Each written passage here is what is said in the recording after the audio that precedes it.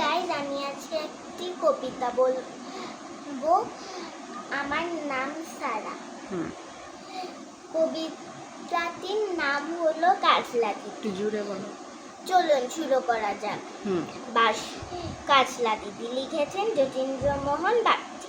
বাঁশবাগানের মাথার উপর চাঁদ উঠেছে ওই, মাগো আমার শোলক বলা কাজলা দিদি কই।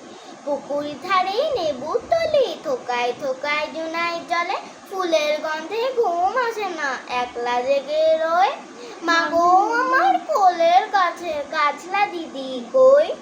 সেদিন হতে দিদিকে আর কেনই বা না ডাকো, দিদির কথাই আঁচল দিয়ে মুক্তি কেন ঢাকো। খাবার খেতে আমি যখন দিদি বলে ডাকি, তখন তখন ও ঘর থেকে কেন মা আর দিদি আসে না কো। আমি ডাকি তুমি কেন চুপটি করে থাকো, বলো মা দিদি কোথায় গেছে, আসবে আবার কবে, কাল যে আমার নতুন ঘরে পুতুল বিয়ে হবে।